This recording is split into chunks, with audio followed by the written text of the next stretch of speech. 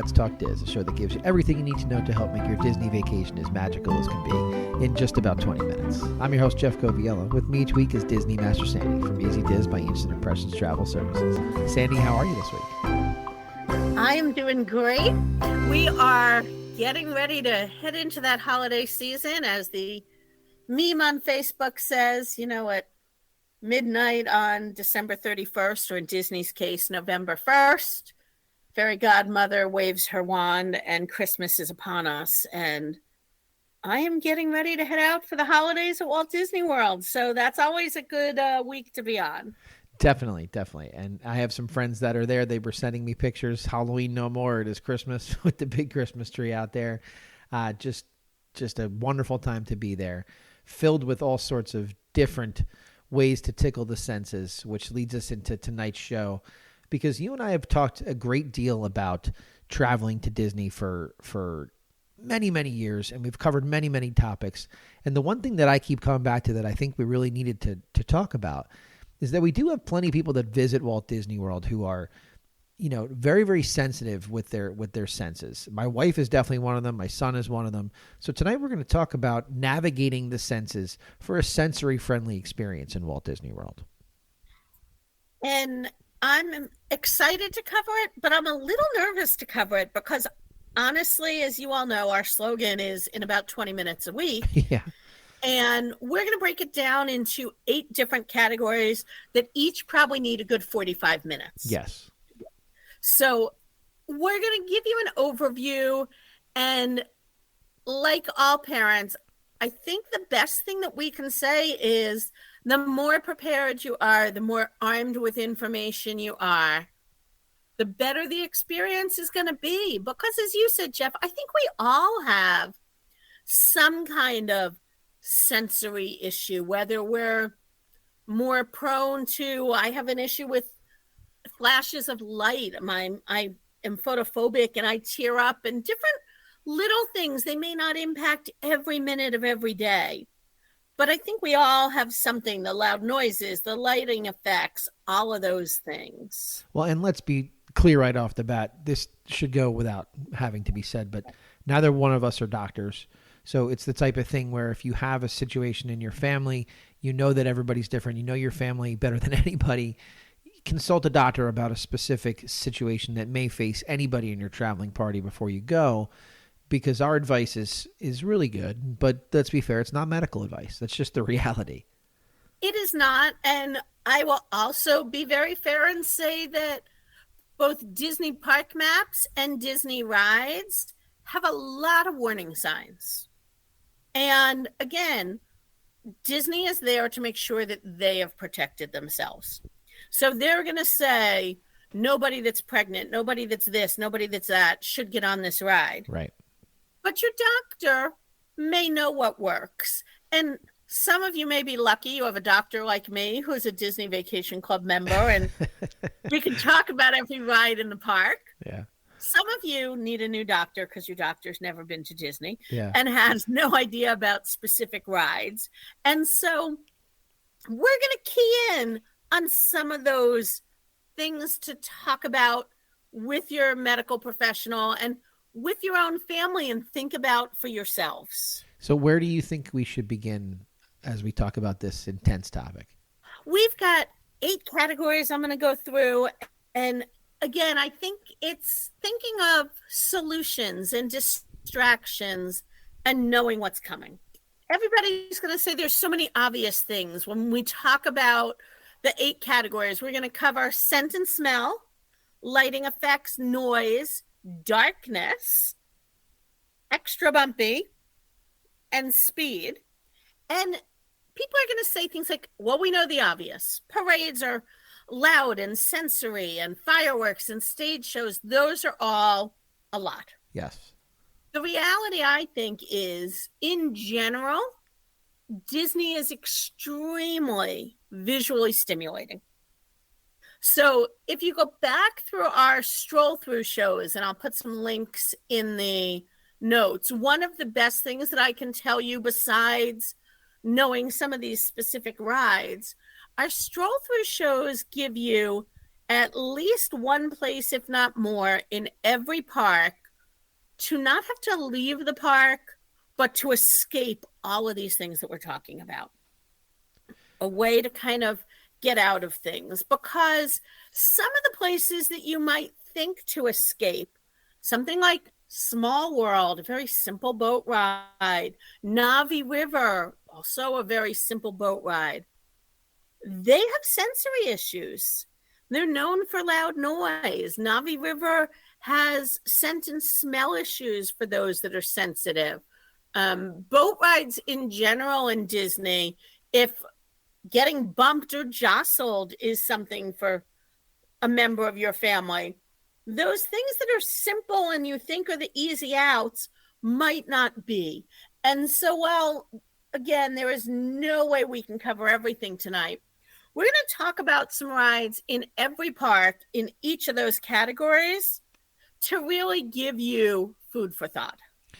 Okay, so you mentioned the obvious things like fireworks, parades, stage shows, those types of things. We see plenty of people walking around with their small children wearing, noise canceling headphones, that type of stuff. But let's segue to the scent and smell category that we've got there, because for those of us that do not have sensory overload, the scents and the smells that we're going to mention here maybe are core memories, right, for some of us. But for those that struggle with being overloaded with scents and smells, some of these can be challenging. And I'll just note that the Segway would fall under the bumpy and the speedy categories. That's fair. So no Segways in Fort Wilderness if you're worried about that.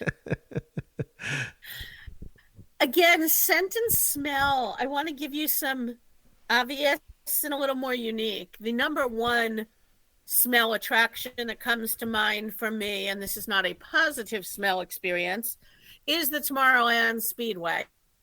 You can't help but smell those car fumes, even just walking by. Yep. Then you have great pleasant smell attractions like soaring. But there are a lot of smell attractions. The Jungle Cruise has scents in it. Pirates of the Caribbean has scents in it. Living with the Land, because it's that hot house, you're getting a lot of the smells. And one thing I'll say about Living with the Land, and I know that's one of your favorites, Jeff, it's a constantly changing attraction because it is living.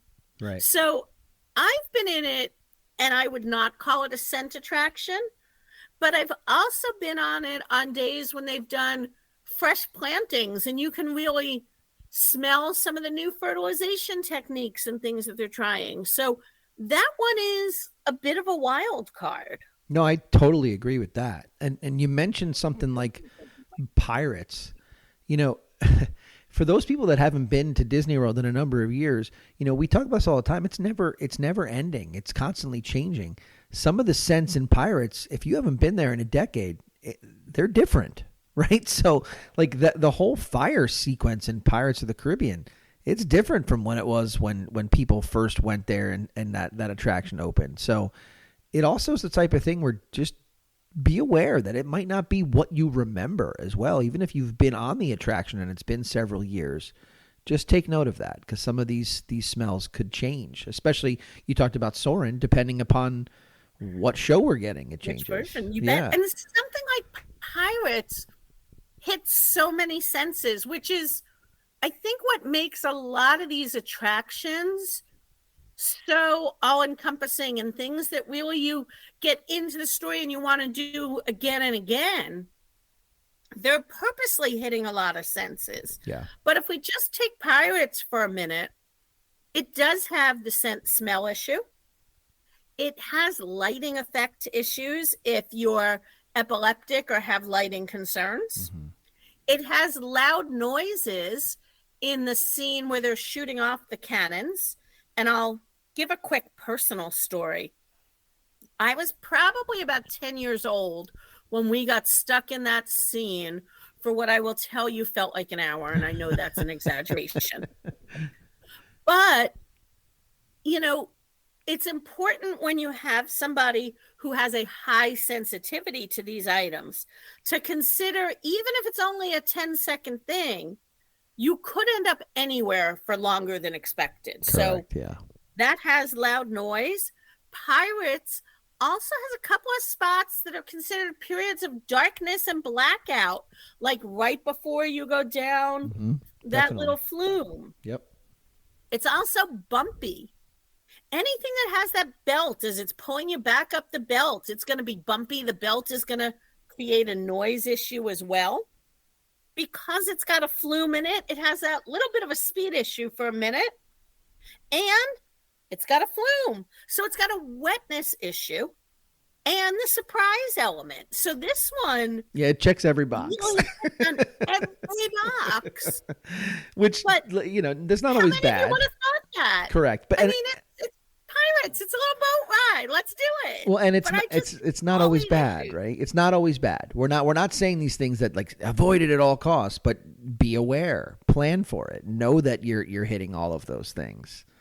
And like I just said, it's not bad. It's what, for a majority of people, is the goal behind a lot of Correct. these rides, is hitting so many senses. Yes. Because it brings you in more.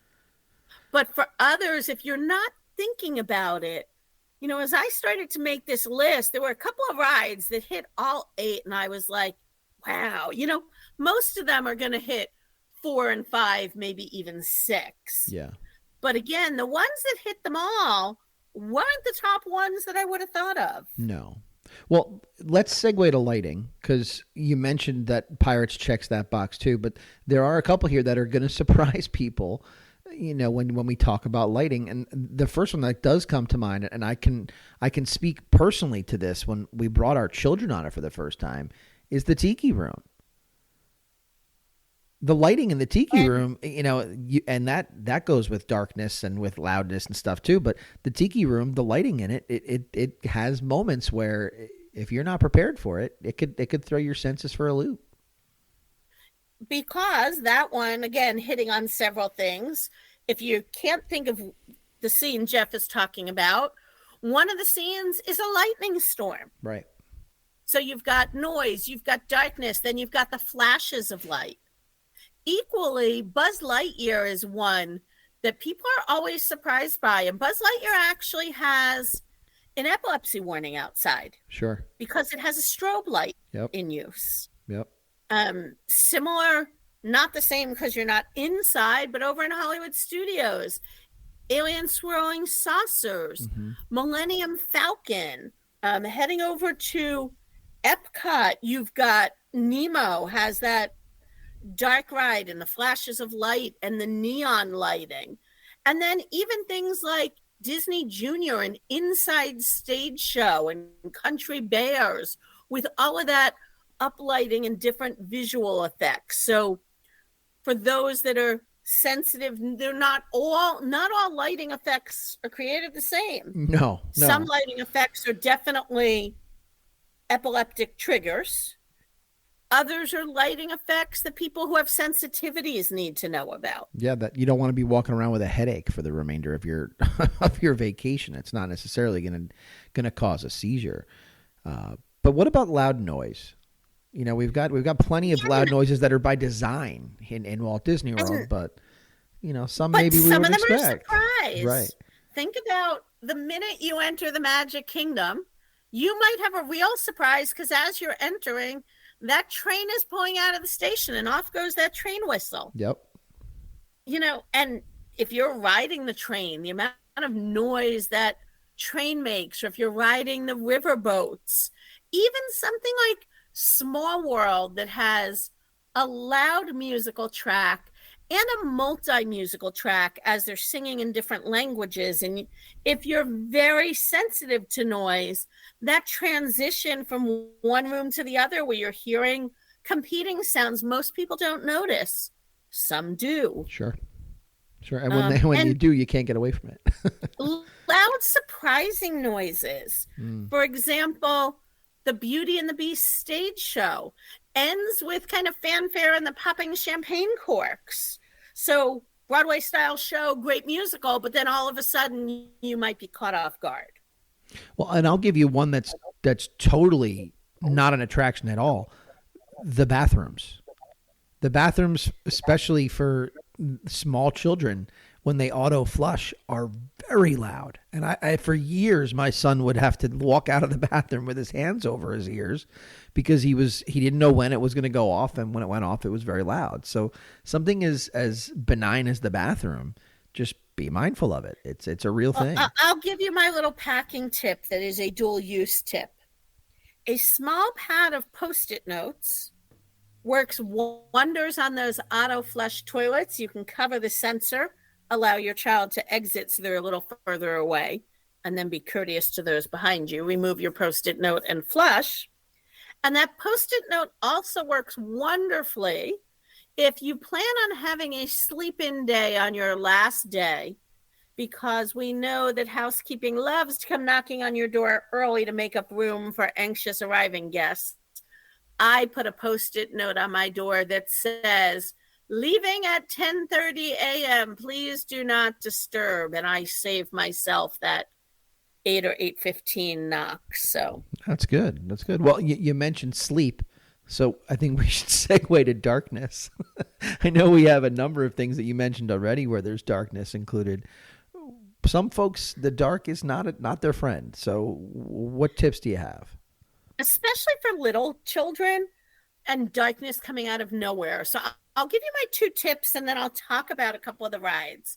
And I'm going to show how old I am with this one tip. Okay. But my niece used to have a glowworm. And if you can find any kind of stuffed animal that's like it, it is the number one thing I think you should bring with you. Because when you press its belly, it lights up. Mm-hmm. And it lights up enough that the child can see right near them, but you're not disturbing anybody else on the ride, which is key. And the child has total control. So it gets dark and they get scared, they can press it and turn on that light. Little flashlights or things like that, a tap light, something with you on some of those rides is helpful.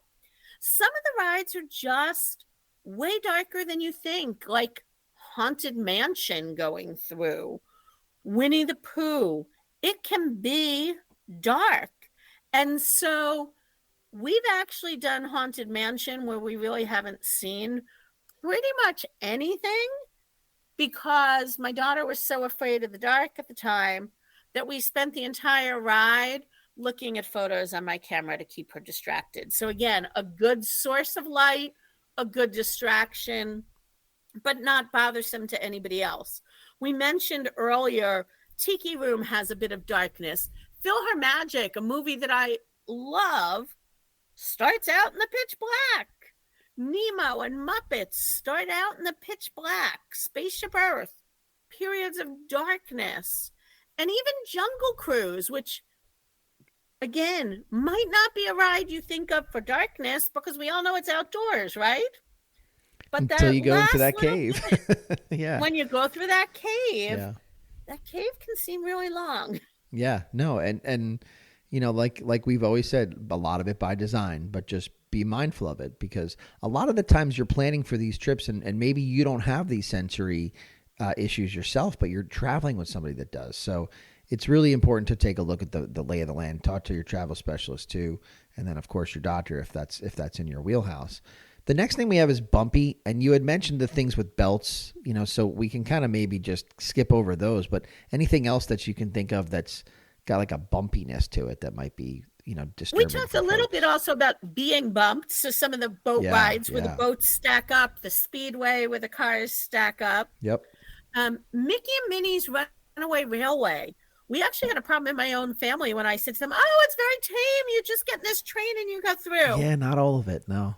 And I wasn't thinking about that last room where your car literally dances. And so you have that jostling movement. When you're out on the safari, you're definitely moving around. You know, that it's a truck. It's a free roaming truck. So you are going to hit bumps in the road. Obvious things like Star Tours, Millennium Falcon, Rise of the Resistance, some of the bigger thrill rides you expect to be bumpy. Yeah, definitely. But things like Toy Story, because it whips you around, again, you think of it as almost a video game from a car, but you don't think of it with the motion, but it's there. Well, and even you mentioned Mickey and Minnie's Runaway Railway, but even when you go visit Remy over at Epcot, the trackless ride has certain jolts to it as well with that attraction. So just be mindful of those types of things. I think it's important to know. And you're right. And as I said earlier, any one of these I could easily discuss on its own for 20 to 40 minutes. 100%. 100%. If in doubt, talk to me, talk to your doctor, talk to somebody else. We can help you look at some rides, give you a list of things to consider. And again, it doesn't mean you're ruling them out. It means you're prepared for them. So we have a couple more that we're going to talk about of those categories you mentioned. And the next one is speed. And I will say that as an aging man, I'm not going to say old, but as an aging dad, the tea party does this for me every time. And I went on it with my daughter, and the last time we were there at Mickey's Not So Scary Halloween Party, and she's looking at me and I'm making a joke of it, but I am dizzy because of the speed that we're spinning in that. So be mindful of that and the speed. Aside from the thrill rides that we're talking about, the teacups can spin you around completely. And same for, by its name, alien swirling saucers. Yeah, definitely. Mickey and Minnie's, again, a lot of movement, things you expect it when we talk about roller coasters and Correct, things. yeah. You don't expect it with these other options. No. But, you have to understand that when we're talking about these things, if we're skipping over certain things like Rise of the Guardians of the Galaxy over in speed, because we're expecting that you're going to know that roller coaster is going to go fast and kind of screw with your equilibrium a little bit. So, wetness is an interesting one because we have Aladdin magic carpets here as one of them. And here's the reality. My daughter will stand out in front of that to get wet. So they're And I was just going to say, that one, more people probably get wet walking by than actually riding. Yeah. Splash Mountain is an obvious wet ride, as is Cali. But things like Jungle Cruise has a little bit where you can get wet. Pirates has a little bit where you can get wet. Muppets, the 3D movie over at Hollywood Studios. Bug's Tough Life. To Be a Bug. They Yeah. all have those tiny little elements. And I think that actually leads you right into our last category, which is surprise. Because, again, Splash Mountain and Cali River Rapids, obvious wet rides. Right. These other wet rides, you're not going to leave there soaked from head to toe. But I think it's that combination of the surprise of something flying at me, oh, now I'm wet, Mm-hmm. and the water to it. Sure. Brings it together. But surprise elements in a lot of different rides.